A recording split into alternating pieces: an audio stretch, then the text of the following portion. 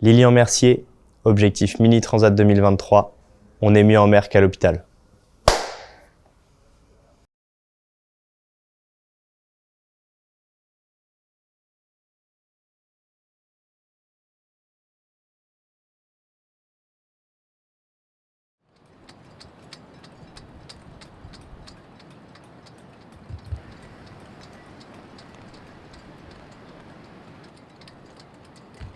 On est à 7 jours du grand départ pour la première étape de la Mini Transat.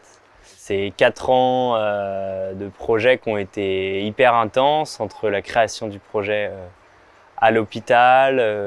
La première fois que je l'ai vu, c'était au 8e étage. Voilà, il était dans son lit, il avait encore tous ses cheveux longs. À l'âge de 20 ans, j'ai été complètement stoppé dans l'élan que j'avais au début de ma vie. J'ai été arrêté par une leucémie. Le 23 octobre 2018, on a diagnostiqué ça à l'hôpital de Vannes. Voilà, ça a été un peu soudain. Je reprenais mes études universitaires. Voilà, je commençais la vie active, de jeune actif, donc c'était un petit peu étonnant de découvrir ça du jour au lendemain. Il revenait d'1 an en Australie, il était tout bronzé, en pleine forme, enfin il paraissait en tous les cas, puisque son bilan sanguin, lui, n'était pas en pleine forme, mais en tous les cas, voilà, il était musclé, il était bronzé, il avait les cheveux longs. La leucémie, c'est une maladie du sang, c'est un cancer surtout du sang, qu'on peut reconnaître dans les formules sanguines, c'est-à-dire quand on fait une prise de sang, on s'aperçoit que les gens ont plus ou moins de globules blancs. Et là, tout d'un coup, on s'aperçoit qu'il y a des cellules qui sont anormales dans le sang. Et ces cellules, l'objectif, ça va être de les tuer pour que les bons globules blancs et les bons globules rouges refonctionnent. Et ça demande un traitement extrêmement intensif et extrêmement compliqué. Pour faire ce traitement, met à mal la personne pendant un moment, c'est-à-dire qu'on diminue complètement ses défenses immunitaires, puisqu'on détruit ses défenses, et puis après, on lui permet de reconstruire des défenses saines, et du coup, de refaire des globules blancs qui vont être de bonne qualité.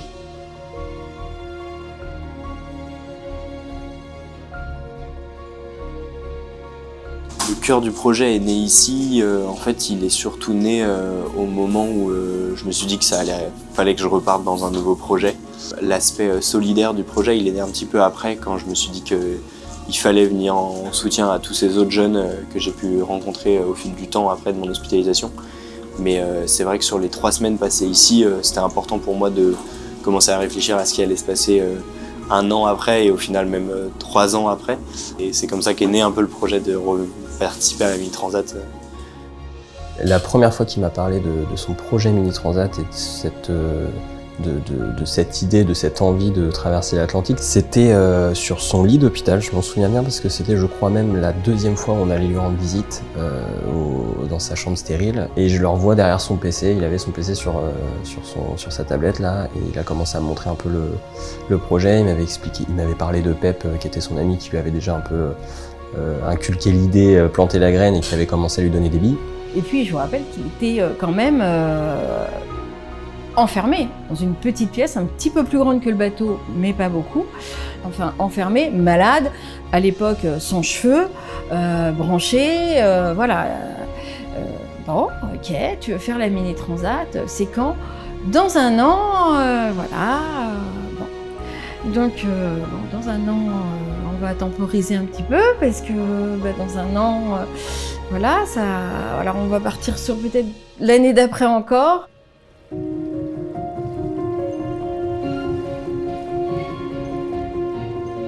Qu'est-ce que tu veux que je fasse, moi, dans la Mini Transat? Je suis infirmière, puéricultrice.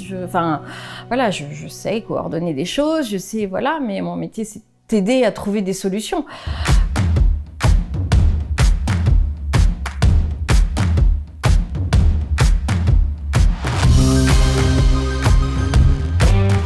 Merci beaucoup d'être présent cet après-midi. On ne s'attendait pas du tout à ce qu'il y ait autant de monde. Un très très grand merci d'être présent ici pour le baptême du Mini. Ça fait 2 ans et demi, voire 3 ans que ce projet il est dans ma tête. Ça avait beaucoup de sens pour moi d'être à Nantes aujourd'hui. On va partir avec le bateau, on va se mettre juste devant, on va le baptiser avec du cognac à chaque.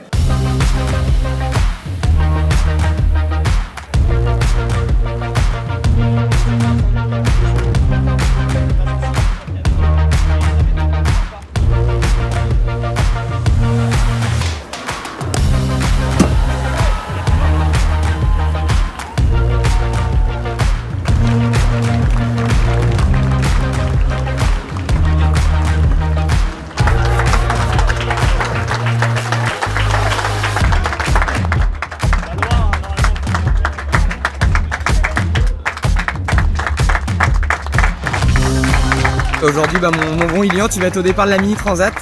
Et pour ça, je suis hyper fier de toi. Alors, je sais pas trop quel est le rôle d'un parrain. Moi, je vais pas trop te donner des conseils de voile, je sais que tu sais faire. Ta Mini Transat va très bien se passer, t'as pas besoin de moi pour ça.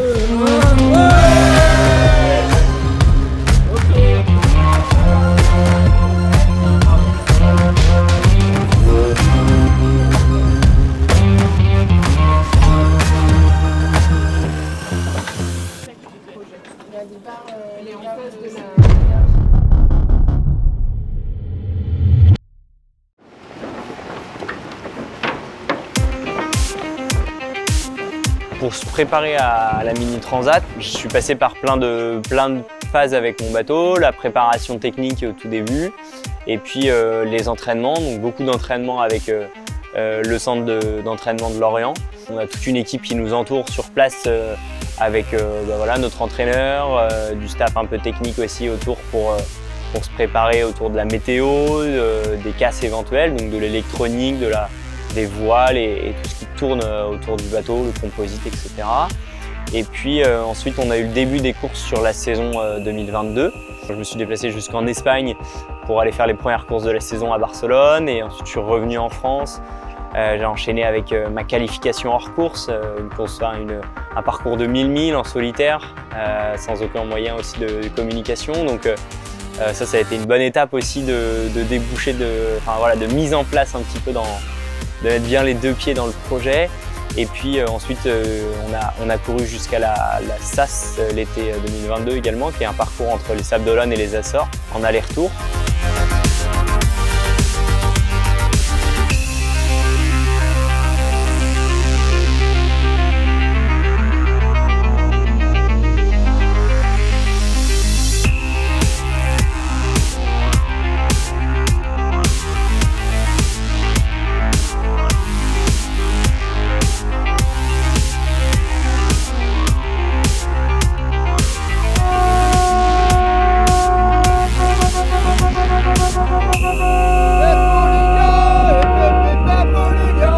Je termine 18, je sais pas combien je fais au général, mais non, hyper content quand même de ça. Le temps il est hyper serré je pense entre tout le monde, donc non, très content quand même.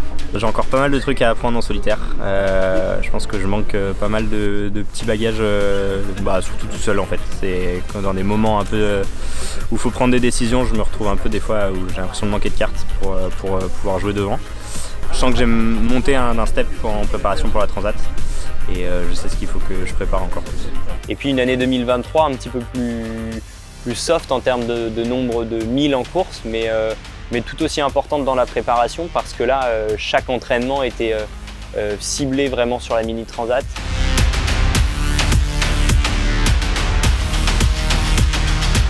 On est le matin du premier jour de la PLM. On devrait partir dans pas très longtemps là, des pontons, pour aller chercher la ligne de départ. Il y a encore une météo un peu instable qui nous attend sur l'autre. Bonjour, je m'appelle Caroline Olagne, je travaille pour le Team Initiative Cœur. Je suis ravie d'embarquer avec Lilian aujourd'hui.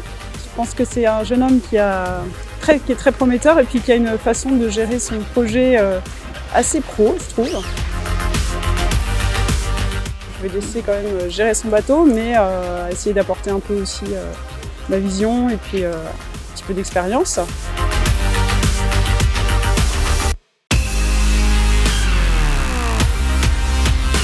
On termine à une 8e place au général. C'était la première course de la saison déjà. Donc voilà, c'était un peu l'échauffement pour se préparer, faire le point techniquement. c'était ce que je venais chercher aussi avec Caroline, c'est-à-dire voilà, un vrai apport d'expérience de transat.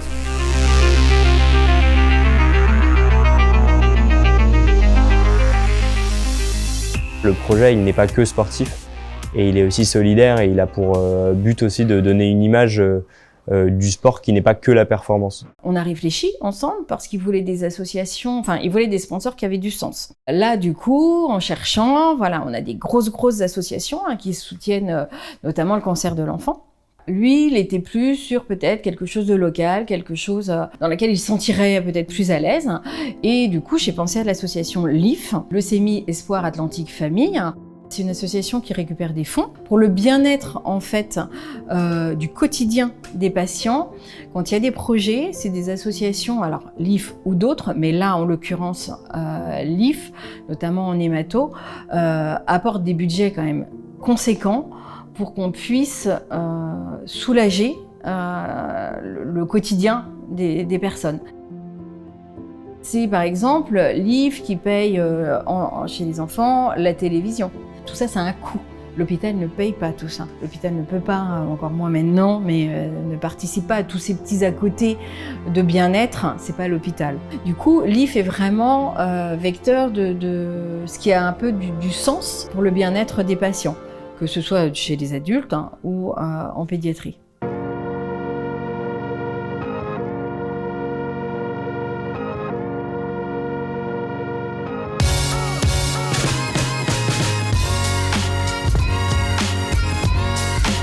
Donc nous on est très heureux de conclure cette opération par la remise d'un chèque de 1828 € très exactement.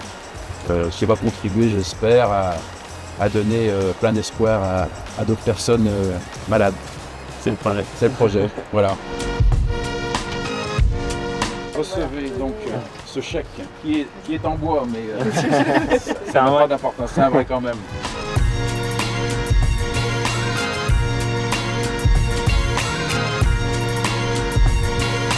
Dès que j'ai fait le choix de m'associer avec Leucémie Espoir Atlantique Famille, le projet il était clair, réussir à mener un double projet et sportif et solidaire avec l'association. Et au fur et à mesure, ça a pris en puissance parce que d'un projet un peu je vais traverser l'Atlantique, je me mets à la course au large pour moi et pour les enfants et pour mon histoire et pour tout ça, à la belle aventure qu'on a connue où il y a beaucoup de gens qui ont suivi, il y a un beau budget qui s'est développé, il y a une belle dynamique sportive et humaine autour du projet, donc voilà, ça s'est fait vraiment petit à petit, quoi. Les 5, t'as 5 filles et Clairvine. Super. Allez, montez. Non, il n'y a pas d'essence. Moi j'utilise, vous voyez sous mes jambes là il y a un gros bloc blanc. Et ça c'est ce qui me permet de produire de l'électricité, de l'énergie. Tout ce qu'on peut utiliser, tout ce qu'on stocke dans le bateau, on le déplace d'un côté à un autre quand on navigue.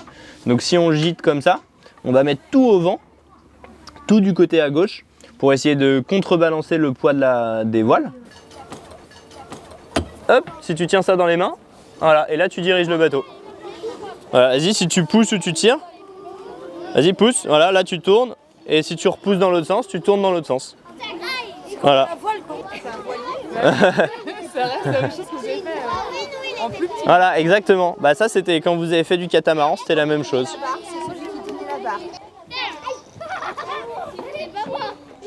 Que pour que les moyens soient déclenchés, il faut percuter son hyper. À partir du moment où vous aurez une balise comme celle-là et qu'elle est percutée, qu'elle est mise en route, elle met automatiquement la chef des secours en marche.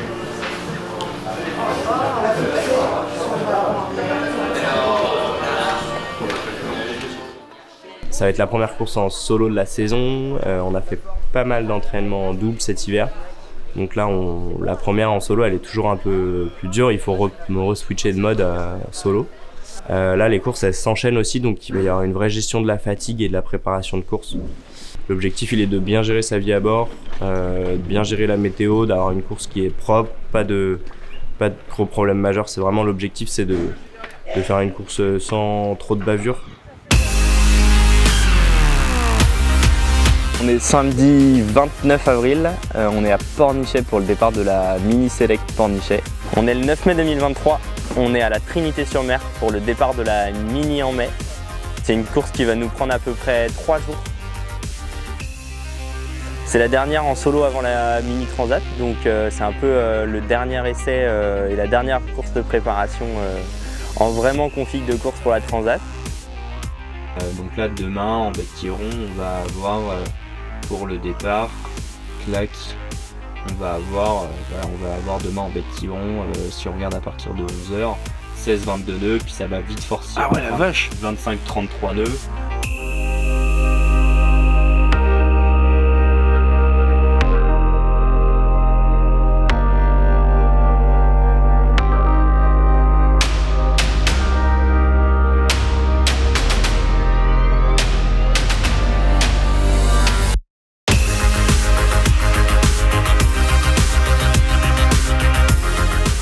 On est sur 3 mètres de mer à peu près.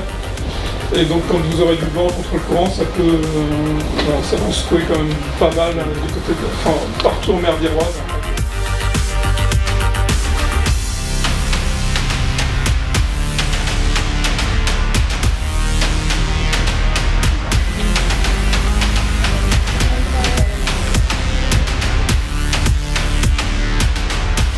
En fait, en tapant dans 2 vagues consécutives, j'ai perdu toutes les données de vent. Donc pour naviguer, c'est pas forcément ultra gênant. Par contre, là où ça devenait vraiment embêtant, c'est que je pouvais plus utiliser mon pilote automatique à 100%. Du coup, j'ai pris la triste décision d'abandonner à la fin de la première journée. C'est toujours un peu frustrant d'abandonner une course parce qu'on s'y prépare pendant longtemps, on y investit beaucoup de moyens. Et en même temps, sur l'eau, je me disais que l'objectif final de tout ce projet, c'était quand même de participer à la Mini Transat. Et je ne voulais pas mettre en péril ma participation à la Transat en jouant un mauvais coup la nuit, sans donner GPS ni vent. Donc voilà, j'ai pris la sage décision, je pense, de rentrer, prendre le temps de bien remettre au point tout l'électronique. Parce que ça, c'est vraiment un souci qui ne doit pas arriver sur la Transat. Bien comprendre comment ça a pu arriver, réussir à réparer, avoir les outils aussi pour se préparer à la Transat et pouvoir réparer sur l'eau.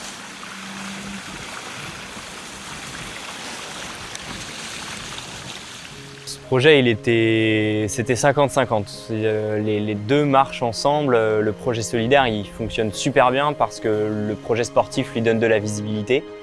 Et inversement, le projet sportif, il a encore plus de valeur à travers ce projet solidaire. Et avec les jeunes qui suivent le projet, ça marche super bien parce que je pense que la voile, elle se lie vachement à ce qu'on peut vivre à l'hôpital, pas mal de solitude et en même temps un combat acharné contre les éléments qu'on vit en pleine mer. Comment les valeurs du sport et comment, je dirais, la préparation d'un athlète de haut niveau, parce que Lilian ne le dit pas souvent, mais il a quand même été entre guillemets formaté par notre système à être un athlète de haut niveau depuis qu'il est gamin. Et de le voir dans la maladie, utiliser consciemment ou inconsciemment plein d'outils qu'on lui a inculqués en tant qu'athlète pour s'en sortir. J'ai trouvé que c'était quelque chose qu'il fallait impérativement mettre en évidence, pas que dans les paroles, mais en concret. Parce qu'en fait, on se rend compte que le sport peut apporter pas juste pas de sédentarité, mais en fait, le sport peut apporter énormément en termes de valeur, de mentalité, de combativité. On a créé avec le président de l'IF et Natacha, la référente des infirmières au CHU, une petite communauté autour du projet de plein de jeunes et qui sont dans des phases très différentes, certains encore en soins, d'autres en rémission, d'autres qui ont passé la maladie derrière eux. Et l'objectif, il était de vivre avec eux ce projet, de la base de la création de ce projet jusqu'à comment on l'a structuré, comment on a réussi à aller jusqu'au bout.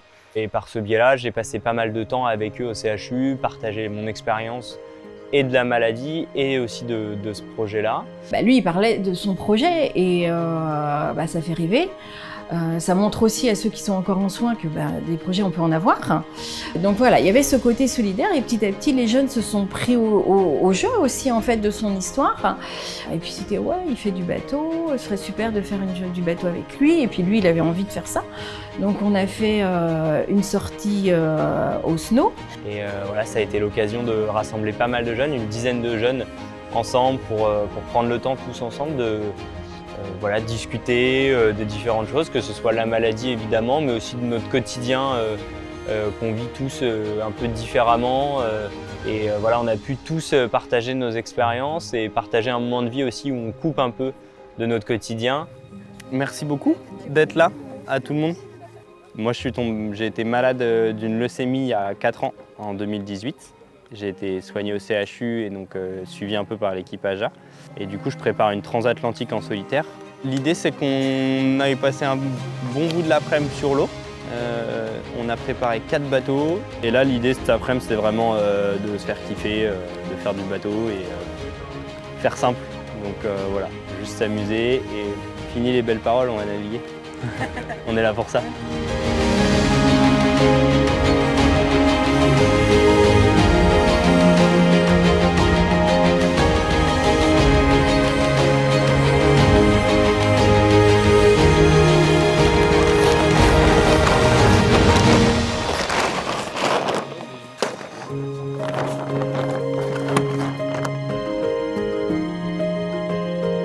Tu vois, donc là, le vent, en fait, pour te repérer, le vent, il pousse, tu vois, les bateaux tous dans le même axe. Ouais. Donc pour te donner une idée, le vent, il vient de là. Donc là, si tu veux virer de bord, bah, tu tires fort la barre vers toi, enfin, d'un coup, vite.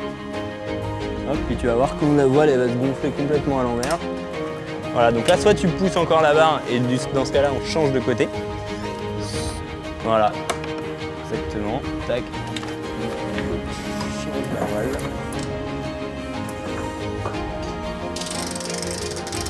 Donc après, bah, tu vois, plus il y a de vent et plus ça gîte.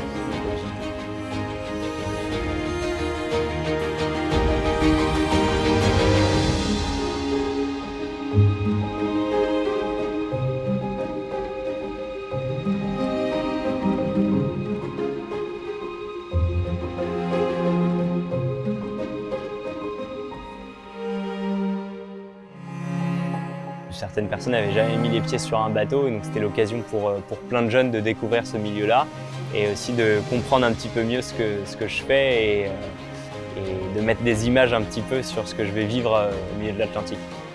Il y avait Natacha avec le CHU qui venait et l'AJA, il y avait le SNO Nantes en tant que partenaire qui nous accueillait, il y avait l'association d'Audencia, l'association de Cheer Up, enfin il y avait vraiment plein d'acteurs autour de cette idée et de cette seule et unique envie de faire sortir des enfants du CHU. Et quand on voit certains jeunes qui se sont révélés ce jour-là, en fait, ont pris la barre du bateau, alors certes il était à côté, mais ça n'empêche, c'est eux qui dirigeaient le bateau. Ça n'empêche qu'ils aient eu ces temps de partage où finalement sur l'eau, tout le monde s'est retrouvé à égalité. Et on a passé la journée à naviguer donc, sur des J22 qui sont des bateaux habitables dans lesquels on peut être plus nombreux, avec Lilian. Et en fait c'était la cerise sur le gâteau parce qu'on est en plein dans l'essence d'un projet sportif et solidaire. On fait du sport et on a les enfants du CHU qui sont là et tout le monde est heureux et c'était vraiment un super moment, quoi.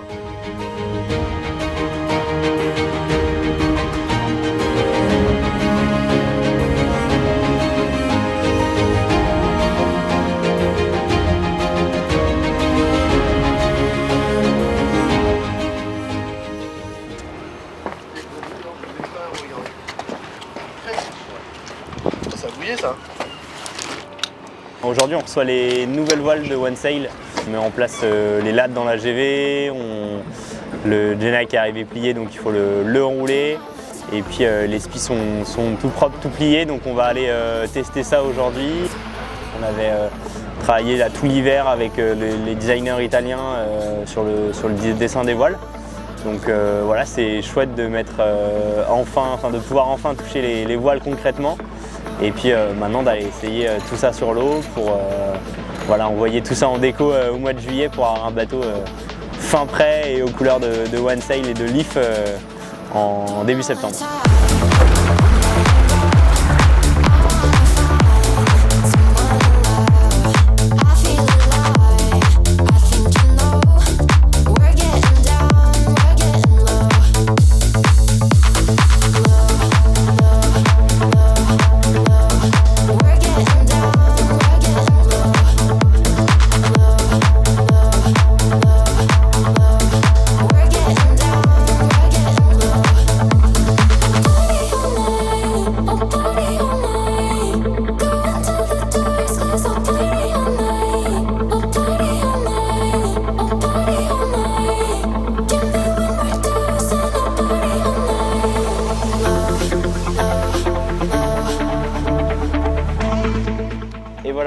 arrivé au Sable d'Olonne après un convoyage de 24 heures depuis Lorient. C'était l'occasion de configurer le bateau une dernière fois avec le jeu de voile qui va bien, faire une petite nappe de nuit aussi pour se roder une dernière fois. Maintenant, on attaque 2 semaines au Sable d'Olonne pour finaliser les derniers sacs pour la première étape, préparer aussi et anticiper l'escale aux Canaries. Et puis voilà, la deuxième semaine, on va essayer de se concentrer un petit peu plus sur la météo et sur les prévisions de temps et voilà, et prévoir un petit peu la stratégie sur notre première étape jusqu'aux Canaries.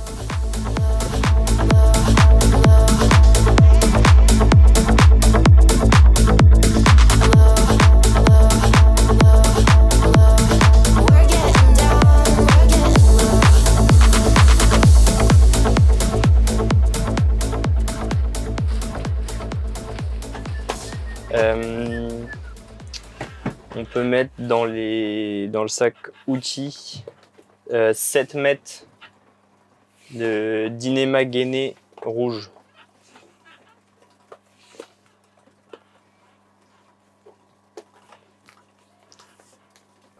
Les éclairantes, je sais pas trop si j'en emmène, je vois pas trop l'intérêt. Si j'ai un truc qui est grippé. Donc ça, ce sera un sac de repas qu'on va préparer après. Normalement, il y en a un deuxième sac comme ça.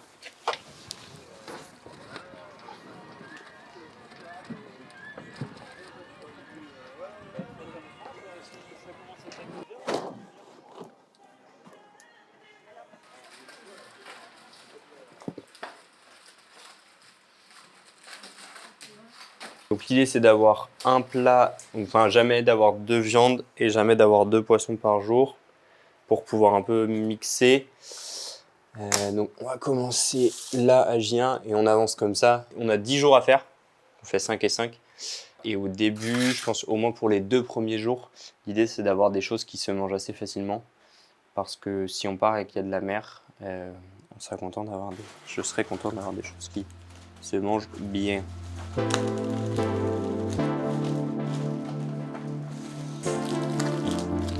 Petit apéro saucisson. Apéro une fois tous les 2 jours. Je pense que ça va suffire.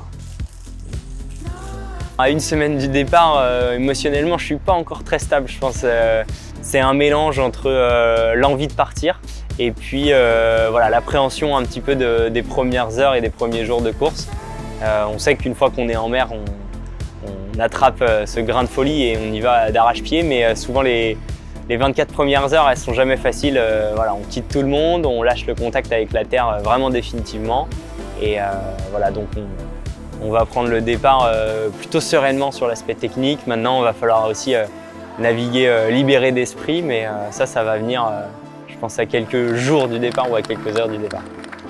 Et on poursuit avec un grand sportif. En effet, Lilian Mercier est issu d'une famille de sportifs. Lilian qui sera donc sur la ligne de départ avec son Mini 1005 sous les couleurs de Leucémie Espoir Atlantique Famille. Allez, 1, 2, 3.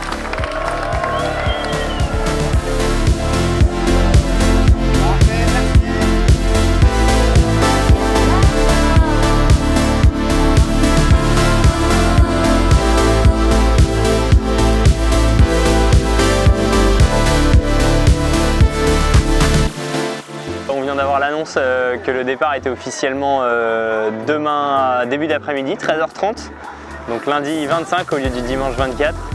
On attend du vent fort plutôt mercredi, donc 2 jours après le départ. Voilà, on va préparer ça, le bateau est prêt à affronter de la mer, donc normalement ça devrait bien se passer. Une première étape qui devrait durer un petit peu autour des 10 jours, un petit peu plus de 10 jours, ça va être une étape qui va être assez longue. Pas mal de changements météo, voilà, on a une météo qui est encore instable, c'est le début de l'automne en fait qui s'installe dans l'Atlantique Nord là. L'équipe est prête depuis déjà bien 24 heures. On a pu profiter de cette matinée là un peu avant d'attendre les décisions finales de l'organisation de course pour profiter des partenaires présents et de la famille et des amis qui étaient venus officiellement pour le départ, mais voilà, qui est reporté à demain. Et puis demain on sera en équipe réduite avec vraiment que l'équipe technique pour partir sur ce départ de la Mini Transat.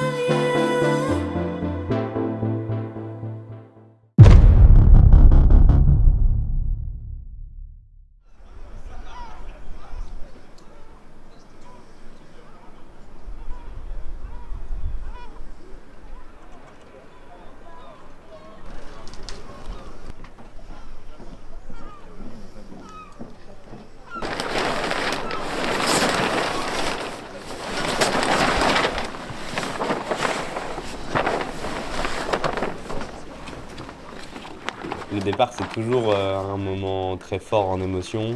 Il y a ce sentiment d'être au pied de l'échelle qu'on a créée depuis plus de 3 ans, qui est l'aboutissement de l'ensemble du projet.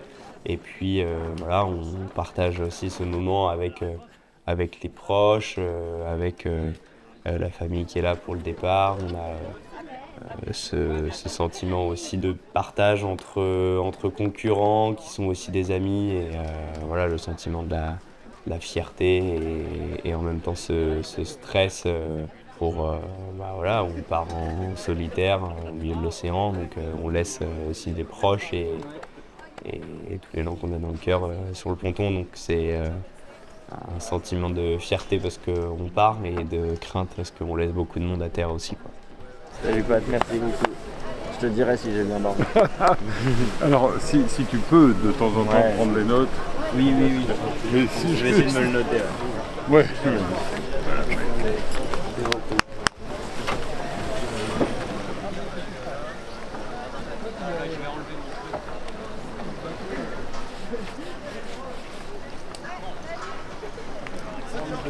Mais tire-le vers toi pour pas qu'il s'en va trop loin. Il commence à faire tourner. C'est bon? Mets de la longueur.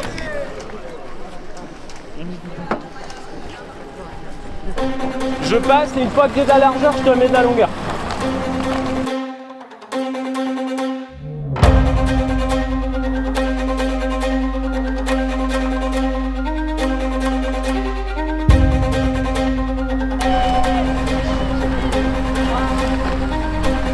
Voilà ce là.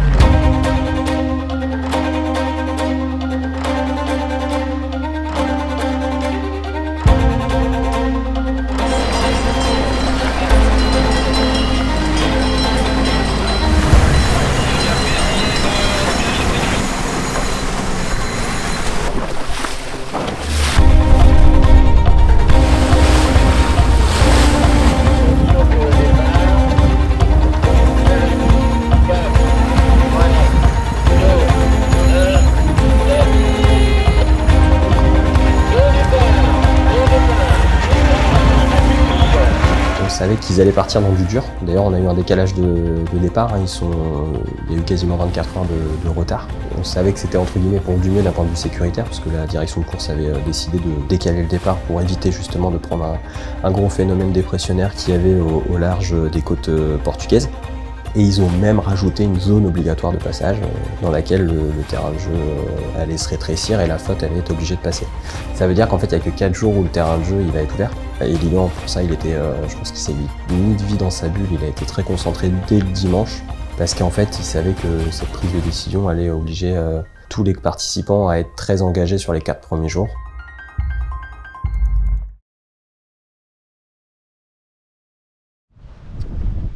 Et voilà, c'est parti. Départ de la première étape. Direction La Palma, Canaries. Le départ il a été donné il y a 10 minutes, même pas. Et on a une bonne partie de la flotte avec nous. Tout le monde est ensemble là, c'est trop bien. Voilà. Et on est sous Genac et ça c'est cool. De débuter la nave, pas forcément au près, il fait beau, on a du soleil, donc c'est trop bien. Voilà, on est trop contents. On a quitté l'équipe là, tous les autres sont rentrés. Donc voilà, plus qu'à bosser avec l'océan.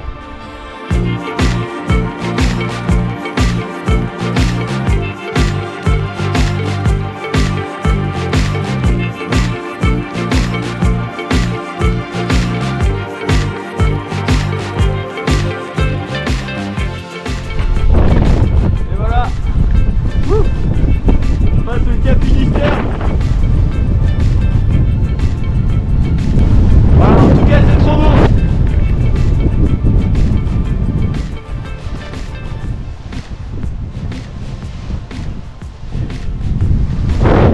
Ça manque un peu de soleil. Et ça manque de vent dans le bon sens. Je sais plus trop où ils sont les fronts. Mais bon. Je fais du mieux que je peux. Allez, on va prendre la météo.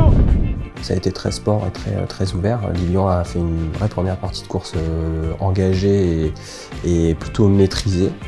Et quand il est parti, il m'a dit je jouerai plutôt à la côte. Et donc on voit sur sa trace, c'est vraiment ce qu'il fait. Et vu que Lilian est un jusqu'au boutiste, il a fait ce qu'il a dit et il l'a fait jusqu'au bout à fond. Et il a été quasiment le plus extrême en termes d'options. En fait, on retourne à la côte chercher plus d'alizés portugaises en fait.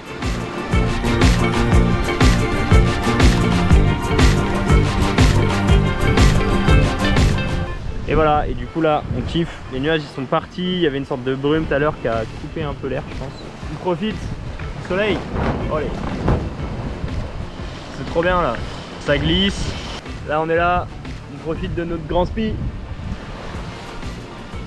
Et de nos belles voiles, nos petites fleurs et l'if. Voilà. Non, c'est trop bien.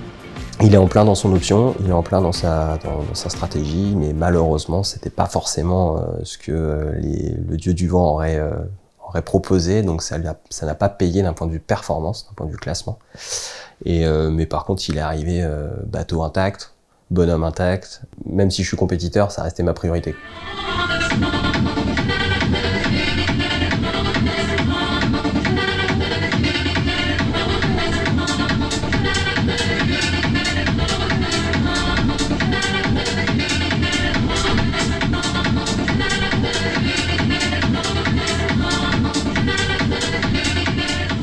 C'est parti, on va driver.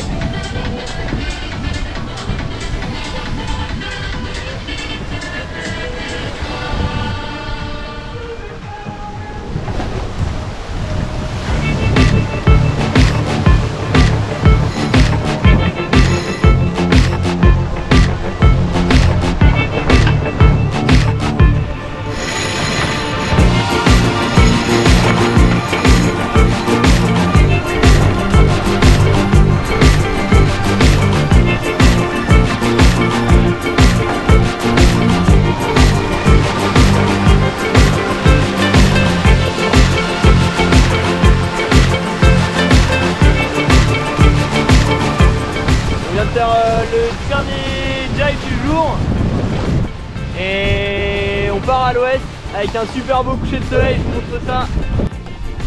Et voilà, ça donne ça. Le spi là, c'est une vraie luge.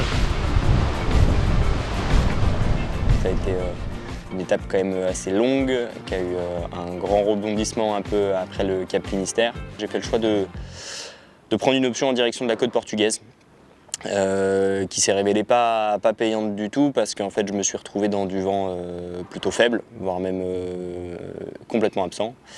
Et il s'est avéré que les petits copains qui ont joué plutôt vers l'ouest et plutôt vers le large ont récupéré du vent un petit peu plus soutenu et ont réussi à glisser en direction des Canaries. J'ai rattrapé quand même pas mal les places. Je suis pas loin d'être dans les 10 derniers au passage du Portugal et j'arrive quand même à remonter une vingtaine de places jusqu'aux Canaries. Donc j'ai quand même essayé de cravacher un petit peu. Ça a été une étape auquel je suis quand même assez déçu sportivement parlant parce que je rentre pas du tout dans mes objectifs de résultat.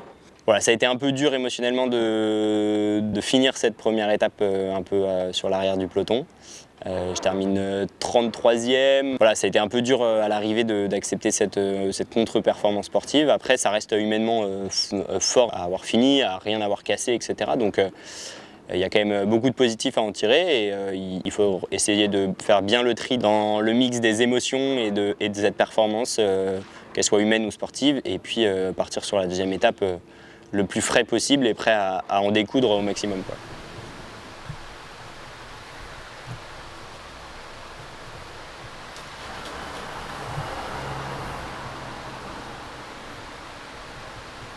Là, notre problème, c'est qu'au départ, l'anticyclone des Açores, il est très sud. Et donc, de ce fait-là, ça chamboule un peu notre départ, parce que du coup, les Canaries sont un peu dans de la pétole. On va voir, il y a deux systèmes, et puis les modèles ne sont pas encore complètement calés sur l'évolution. Donc on voit le cycle de Açores, il est bien perturbé, déconstruit, il se reconstruit. À chaque fois, quand il part dans ces courses-là, il y a 2 options. 2 options, 3 options, mais c'est pas un champ multiple de décisions à prendre. Donc, c'est qui fait telle option. Et donc, Lilian est plutôt parti sur l'option nordiste. L'autre était en sudiste.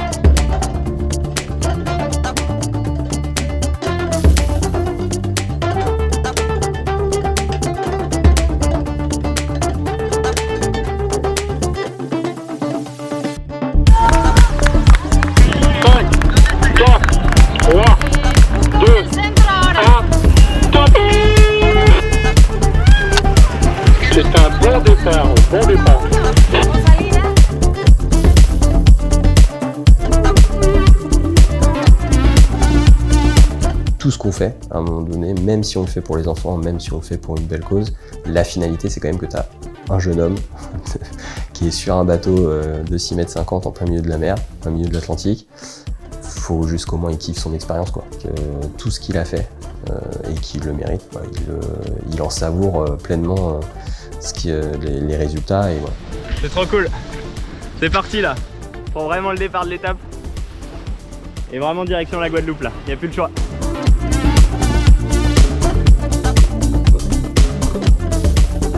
Et voilà. Les 25 ans sont fêtés. J'allume les bougies. Bon, normalement faut chanter, mais je me passe cette joie. Et je vais vite souffler ça avant de mettre le feu au bateau.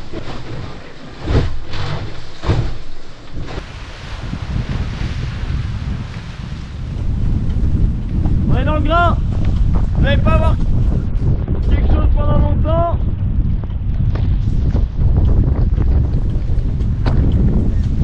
Là-bas il y a du ciel bleu. On espère que c'est le début des alizés. Et là il y a le grain.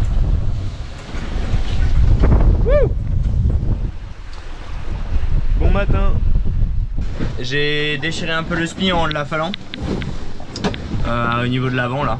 Donc par chance c'est pas trop dans un renfort, donc ça va aller pour le réparer.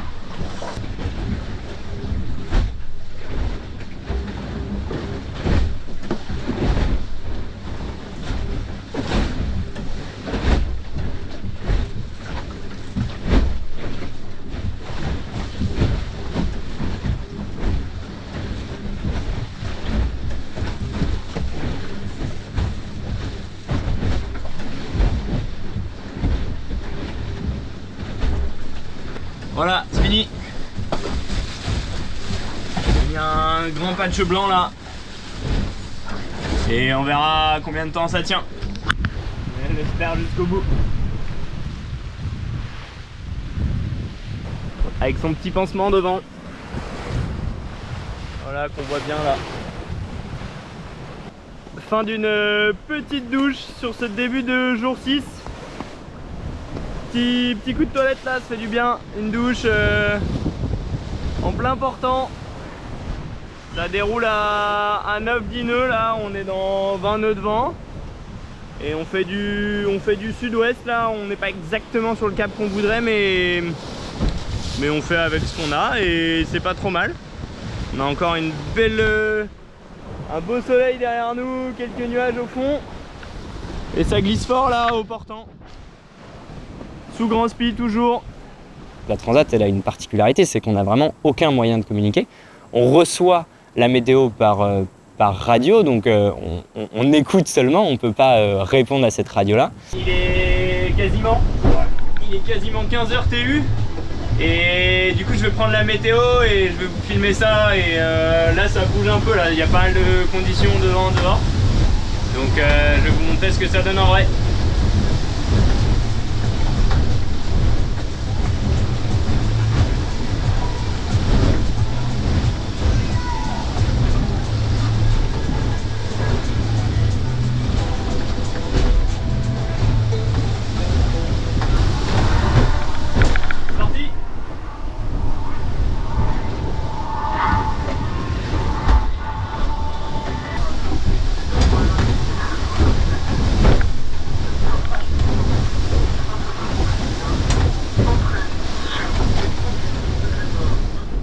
Voilà, donc là j'ai ma météo générale que j'ai pris donc en fonction des jours. Donc là j'ai la météo de aujourd'hui lundi jusqu'à vendredi 10.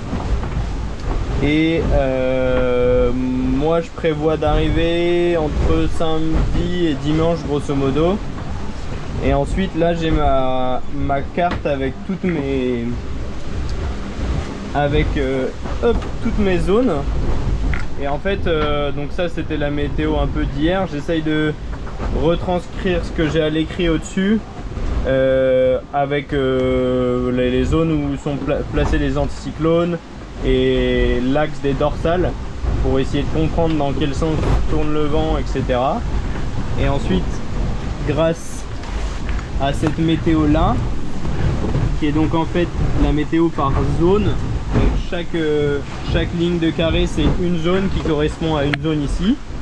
Et donc là par exemple, moi je me situe au milieu à peu près de la zone Sébastien, qui est celle-ci, et on va dans la zone Leroy, là au petit point noir. Et en échange, on va dire, on a vraiment rien. Donc évidemment, en amont de la course, on se prépare un petit peu à ça quand même. J'ai eu la chance que les proches, Tiffany, ma conjointe, et j'avais des mots à bord, j'avais beaucoup de photos, beaucoup de musique, des films audio, des podcasts. Donc tout ça aide aussi à on va dire, un petit peu mettre des choses dans la tête, penser à des choses. Mais du coup, des fois, ça restreint aussi un petit peu la performance, parce que du coup, on s'évade un petit peu de la performance pure du bateau. Et du coup, j'avais du mal à vraiment constamment être dans l'ultra performance, être toujours à 110%. C'est un petit peu ça qui fait la différence, je pense, à la fin. Le moral était un peu bas là, ces derniers jours. J'ai hâte d'arriver. Le moral commence à être un peu dans les chaussettes là, donc voilà. Pendant 16 jours, j'ai presque pas vu un bateau. J'ai croisé quelques cargos, mais on ne discute pas forcément avec eux. Du coup, j'ai constamment été tout seul, quoi. Et je suis plutôt quelqu'un de sociable, qui parle et qui croise beaucoup de monde chaque jour. Et du coup, là, le fait d'être tout seul, bon, ça m'a permis de réfléchir à énormément de choses. Du passé, du futur et de la raison pour laquelle j'étais là, mais j'espère que dans 4 jours on sera au bord de la Guadeloupe, quoi, parce que là ça va vraiment commencer à être long pour le moral et surtout qu'on va avoir un peu de vent parce que naviguer dans 7-8 nœuds là au portant c'est vraiment pas très drôle, quoi.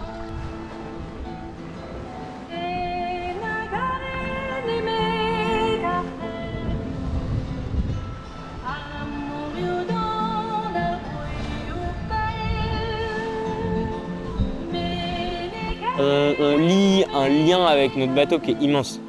Moi, j'ai donné un nom à mon pilote, j'appelle mon bateau par son prénom, et on se lie à ça. Enfin, moi, je me lie énormément à ça. J'en ai besoin parce que je suis quelqu'un qui a besoin de beaucoup d'extérioriser. Donc sur mon bateau, vu que j'ai personne avec qui l'extérioriser, je l'extériorise avec mon bateau. La flotte s'est étalée et Lilian, lui, a pris une option très nord du coup, jusqu'à même des fois le plus nord du paquet. Et en fait, ça a payé parce qu'on l'a vu remonter, faire la remontada que tout le monde souhaiterait, à faire des plus 20 places qui étaient super. Mais bon, il a fait du nord encore très longtemps après et c'est là où il a reperdu un petit peu de place. Et je pense qu'après il a lâché les chevaux et il a réussi à limiter la casse après ce petit couac. Et voilà, dernier matin,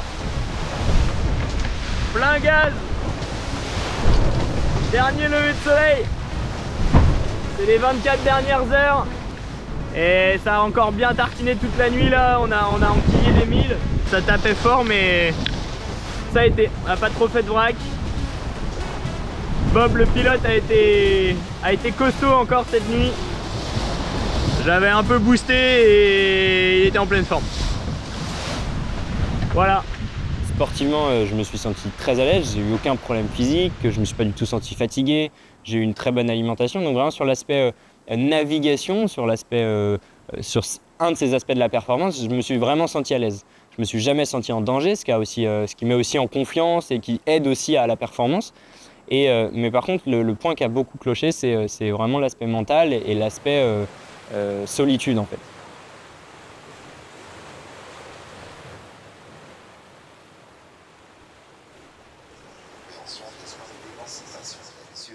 Voici l'un des programmes de ce soir, à savoir que juste avant de retrouver Missy Sadik, on aura le plaisir de retrouver Onyx.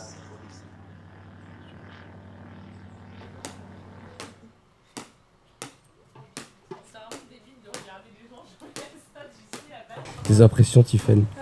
T'es stressée? Ouais, pour l'instant ça va. Je suis pressée. Anxieux, non. Non, mais je suis ça de près. Dernier coucher de soleil, dernière nuit, avant le passage de la ligne d'arrivée cette nuit. Et bah c'était une drôle d'aventure. Des très hauts et des très bas. Loin d'être simple à gérer. Une chance énorme d'avoir pu vivre ça vraiment accompagné quoi. Et ça j'en suis super reconnaissant.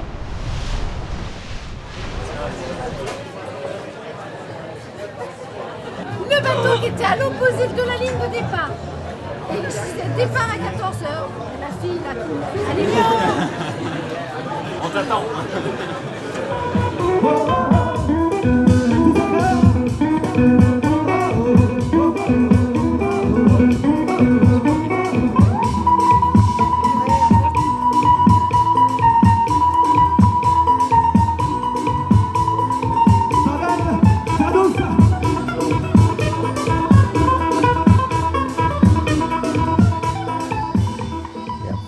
À 3h16 du matin heure locale sous les côtes de Petite Terre pour l'arrivée en Guadeloupe quoi.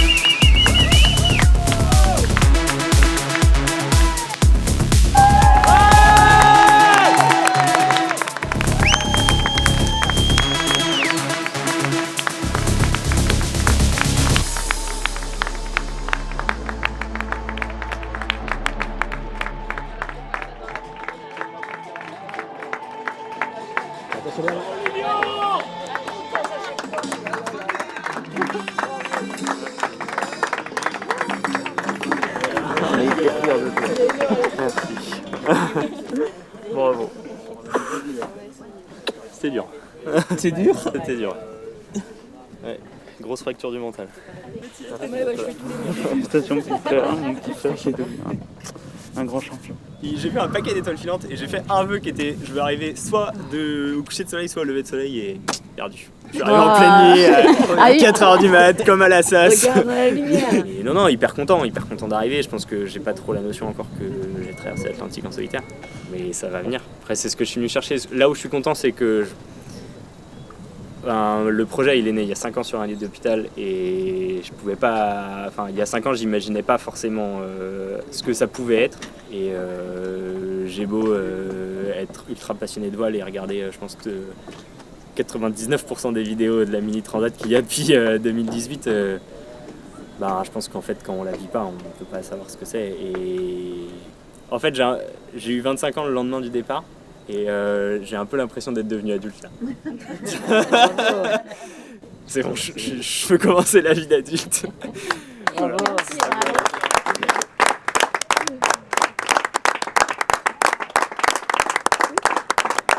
Bravo Lilian. Bravo.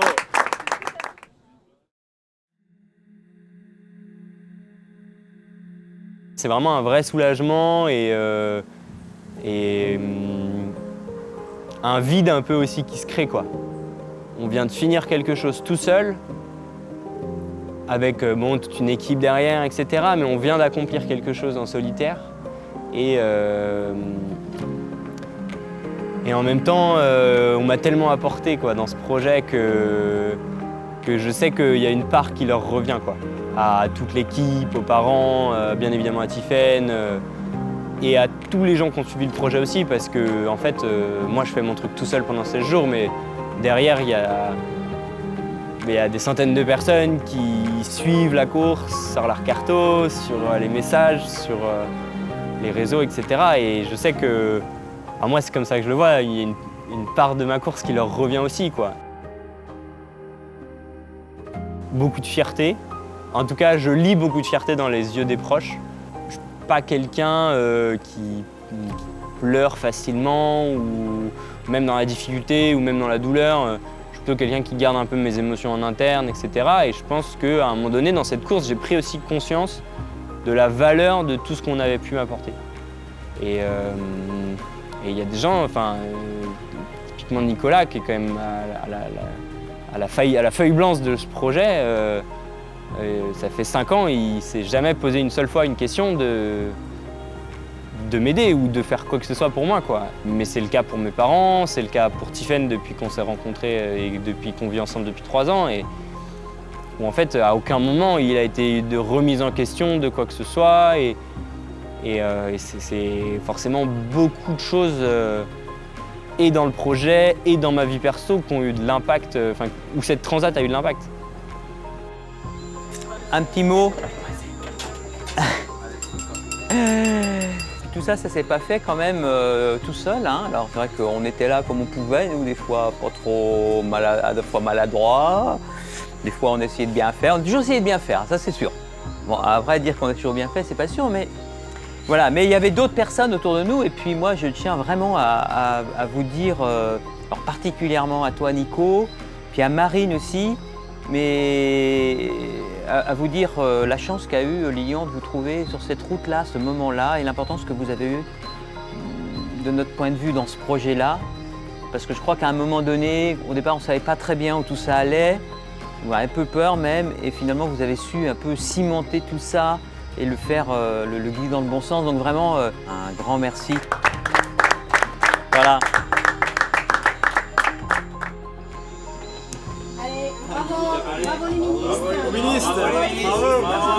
Mais voilà, on vient de prendre fin de ce projet, on vient de réaliser le projet. Et je pense que ça a été tellement long, toute l'histoire de ce projet, que ça a fait un peu, on vient de finir un livre et il va falloir retourner à la bibliothèque en chercher un autre, quoi.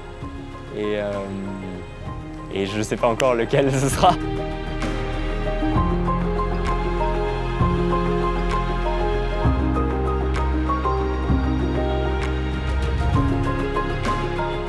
Ce projet, il est né quand j'étais dans mon lit au CHU et du coup, j'ai voulu vraiment garder dans ma tête et aussi du coup dans ce que je partageais au sein de cette transat, et de mon esprit, dans ce que je voulais donner comme visibilité aussi à ce projet.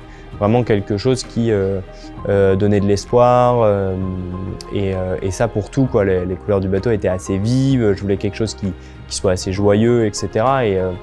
Et je voulais vraiment quelque chose qui transpire un petit peu, pas forcément la maladie justement, mais plutôt le bonheur, l'espoir et l'envie un petit peu de se dépasser après une grave maladie. Même si au début il y avait des attentes sportives qui étaient assez fortes, au fil du temps on a su aussi revoir ça à la baisse pour dire le projet il n'est pas que sportif et il est aussi solidaire et il a pour but aussi de donner une image du sport qui n'est pas que la performance. Et je pense que c'est important parce que la preuve avec le résultat il n'est pas forcément celui que j'attendais à cette transat et du coup pour autant j'en suis hyper satisfait de l'ensemble du projet et de ma transat en elle-même. Ce que je retiens de ce projet, c'est que on peut tous sortir de notre quotidien. En fait, on peut vraiment aller au-delà de ce qu'on peut imaginer, parce que j'aurais jamais imaginé participer, c'est pas moi qui ai organisé, participer à un tel projet et que ça puisse avoir autant de sens pour toute l'équipe. Donc pour moi, c'est plutôt 2-3 ans et demi d'un tableau qui se remplit de plein de moments, de plein d'ancrages, de plein de moments sur différentes facettes qui sont hyper enrichissantes et c'est vraiment super bon. Moi, je pense que ça m'a permis de me dire on peut aller encore plus loin, quoi, en fait. Même si ça prend beaucoup de temps personnel et tout, mais on peut aller encore plus loin. Juste un immense merci à tous les contributeurs de ce projet, hommes et femmes, et voilà.